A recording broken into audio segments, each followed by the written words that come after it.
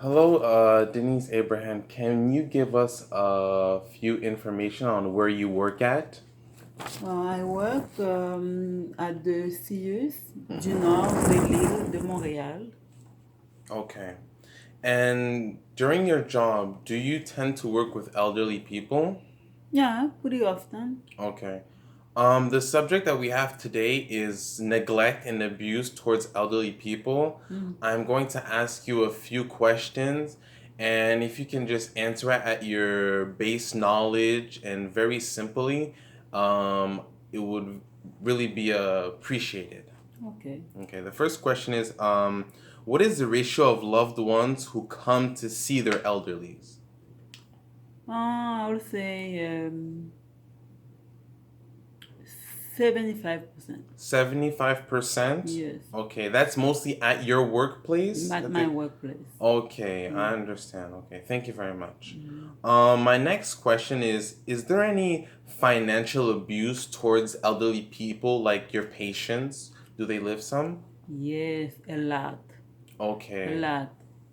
Yes, it Is happens very often. okay. And it's mostly by their loved ones, people who are close to them, or is it by other people? Mostly it's by the loved ones Okay. because they are the one who have control Mm-hmm. of them, who Mm-hmm. can come and talk, and usually the patient trusts them too. And Mm-hmm. when they say something, if they have to sign something, sometimes they force them. But we're always watching to make sure, it doesn't happen, but it still happen, and it's happened a lot. Okay. Yeah. Thank you very much. My next question is there any physical abuse towards elderly? Do you see it sometimes? Do people report it in your working place? Yes, it is, but we try our best to make sure it doesn't happen Mm-hmm. because they are vulnerable. Mm-hmm. Yes, it happens. It happens with the loved ones Yeah. very often. Okay. It's like Have you it's not seen easy. it? Have you seen it in person? If we seen it, we take action. Okay. And sometimes they reported that to us, and we take action also. Mm-hmm. We have policies in place if that happens. If it's a parent, we have social worker. Okay. We can get involved and to help solve the problem and to make sure it doesn't happen again. Mm-hmm. And if it's like from a worker, which is less likely to happen, we take measures, disciplinary measures. Okay. Yeah. Okay. Thank you very much. My next question is can negligence and abuse lead to the death of an elderly? Of course, Okay. Can of you course. explain that in detail for us? Yeah, exactly. The way it can happen, usually it's gonna happen the first time. And if it continues, what's gonna happen? First, if it's physically, it's even more dangerous Mm-hmm. because the person gonna get some bruises and the person might fall down and he might hurt his head, or you never Mm-hmm. know. And then when this start happen and it's going to affect the person emotionally, the person is going to become scared and and then tend to obey with every command, even if it's something against his rule, or it's against what he likes, what he wants to do. Mm-hmm. But he just has to obey just to make sure he doesn't get abused, doesn't get hurt. You Oh, know? okay. Yeah. Thank you. My next question is what leads workers and lovers to neglect and abuse their elderlies?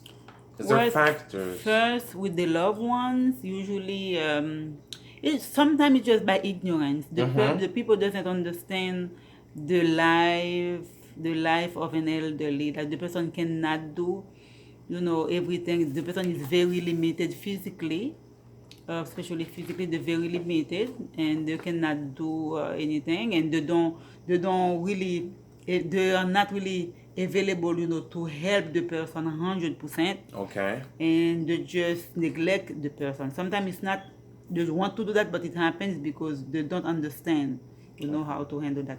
With the workers, it happens that just laziness, Okay. and it's very serious. When we know that, we take actions also. Okay. Yeah. That is good. Has there been any solutions put in place to reduce the amount of abuse towards elderlies? Oh yeah, there is a lot. It's been a big problem, Mm-hmm. since we have, nursing homes and facilities like where I work, even if it's almost like a hospital. Mm-hmm. But yes, we do, and every day we do try to adjust the policies to make sure they can solve the problem not only as quick as possible, but as the best, and our capacity to make sure it doesn't happen, because we do not want elderly to be abused. Okay, that is Yeah. that is very good. And to conclude, my last question to you, Miss Abraham, is there more abuse? Do you think personally, this is a personal question toward to you, do you think there's more abuse in Canada or in the U.S. in healthcares for elderly people? Well, it's pretty tricky, this question, Mm-hmm. because I mean, only the statistic can really answer very well this question. Okay. From my personal opinion, I would say it might have more in Canada. More in Canada? Yeah, the reason is because here, when they do that, they know if they go to the court, the justice system Mm-hmm. more likely like tend to give them like a less punishment Okay. compared to the US. They know they can get sued, they can go to jail. To get sued is for millions. It depends. What do they do to the person? If what they do to the person cause an injury, if it's a lifetime injury, whatever. So more likely, the more scared to do it, not because the ratio will be lower automatically, but it's because the scare. They Okay. know, what they can pay for. So it make them like a little bit afraid and think twice before Okay. they act. But still, there is some. It's everywhere. Okay. It's everywhere. Yeah.